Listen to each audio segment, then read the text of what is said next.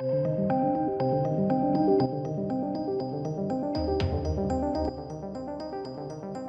welcome to the channel, ladies and gentlemen. We've recently had a resurgence of Dracula in the media. This one specifically was inspired by Bram Stoker's Dracula for BBC. For the most part, it was fine.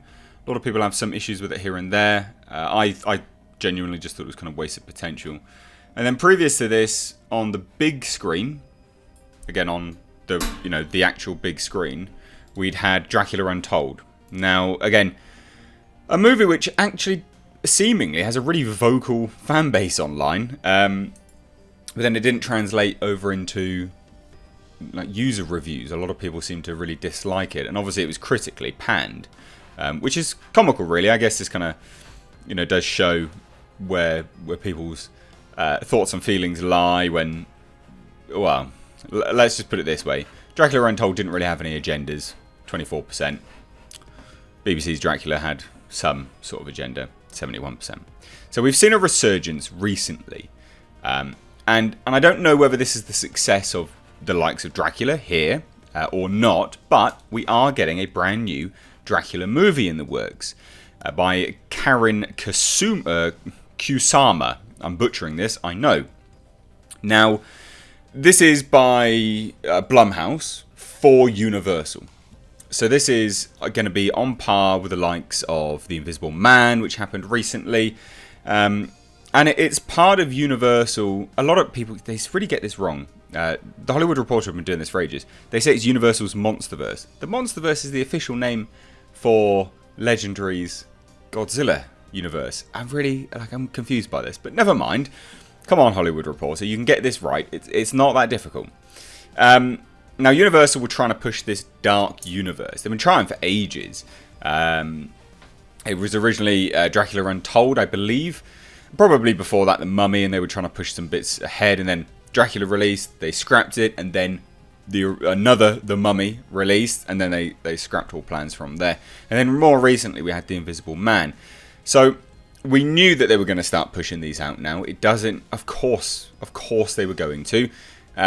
It's not a surprise that this is happening, but I actually think that this one has some promise if, and I will say this, if it's not on the back end of the likes of this. Because we don't want BLUMHOUSE to take notes from this, right? We don't want BLUMHOUSE to go, well, we can do it now because BBC's Dracula was so good, right? That's not what we want.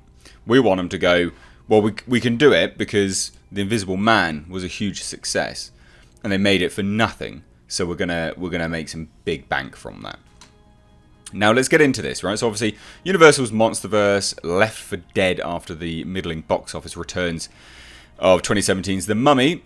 That film lost a lot of money. It's now back on track. Just don't call it a Monsterverse this time. They never called it the Monsterverse. It was called the Dark Universe. The Hollywood Reporter, even with your quips, you are failing and you don't seem very smart. So on the heels of The Invisible Man's #1 opening on February 28th and its $98.3 million haul so far, which that had a budget of $7 million, $98 million. Oh my god, that's doing incredibly well, and so it should, right? And I don't mean oh it should do well in terms of monetary value. It deserves the money that it's getting, but I also feel this is a movie that you shouldn't have been putting lots of money on. You don't need to spend $200 million on Tom Cruise, prancing about doing his own stunts. This is how you make these movies. Low budget. Just do it like that. That's how you do it. So obviously Universal is taking steps to revive its fabled stable of classic monsters for the big screen. Now, they're actually in the public domain. Like, anyone can do these. Anyone can do this, as far as I'm aware. But the new batch of films will be standalone, moderately budgeted efforts rather than big swings within an interconnected movie universe. And we've already heard rumours, well, all but confirmed, that James Wan is doing another movie. I'm rumouring it to be Frankenstein. Okay, I've done a video on it. All signs point to it being Frankenstein. It's not for BLUMHOUSE, though, for Universal. It's by James Wan's production company. Which is surprising because we thought that BLUMHOUSE had the monopoly on this over Universal, but apparently not. Now, in the latest is a new Dracula feature that Karen Kusama, Destroyer, and also Jennifer's Body will direct. The Hollywood Reporter has learned Jason Blum's BLUMHOUSE Productions, which helped kickstart the new monster movie lineup by making The Invisible Man for only $7 million, is in the midst of setting up the vampire thriller and is producing. Now, I don't hate the sound of this. I think Karen Kusama, yeah, good. Get her on board. Absolutely, why not? But again, only if it's not off the back end of this, right? That's not what we want. We don't want them to be learning from those lessons and going, well, that's the way to make money. No. Learn from The Invisible Man. That's the way to do it. Now, obviously, the project isn't housed at Universal yet, and technically it could be made at another studio because Dracula is in the public domain, but that is highly unlikely. Again, this is why I've been saying it's for Universal, because it is incredibly unlikely, given that Blumhouse has a first look deal with the studio. So Universal is not about to let one of its iconic monsters escape the fold. Of course they're not. They have a first look deal. So they're going to go, yeah, we'll have that. Cheers. Because Invisible Man's done so well. We'll have that. Thanks very much. And the discussions have been had anyway. They probably discussed this and gone, yeah, we'll make it. Do you want it? Yeah, let's do it. We're just not going to announce it. That's highly likely to be the case. Now, like The Invisible Man, which offered a contemporary spin on the classic H.G. Wells novel, a new Dracula would take place in modern times. I don't like that. I really don't like that. However, if you're... Again, this is part of the problem with this one. If you're going to be pandering to people, set it in modern times, because then there's no historical revisionism going on with respect to time period settings, right? So yeah, set it in modern times, that's fine. As long as there's a purpose for it and it meets the story narratively speaking. Now, Matt Manfredi and Phil Hay, who have collaborated with Kusama on a number of films, including Destroyer and The Invitation. Both good films, actually. The Invitation is quite a good film, very tense. Are writing the script, and the Dracula development comes on the heels of another legacy monster project being set up, an untitled horror thriller to be produced by James Wan, which is probably going to be Frankenstein. Reading the synopsis that people have learned about that, it's Frankenstein. And if it's not, then it's... Well, I don't know what it is, but it sounds a lot like Frankenstein. The new agenda takes a filmmaker-driven approach to the characters as opposed to a star-driven strategy, something Universal tried when it released the 2017 Tom Cruise vehicle, The Mummy.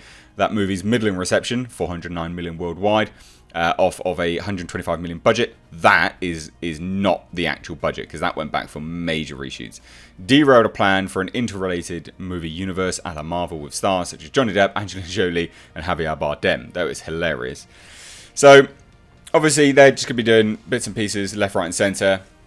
We know that Paul Feig, Elizabeth Banks, and John Krasinski are developing bits and pieces.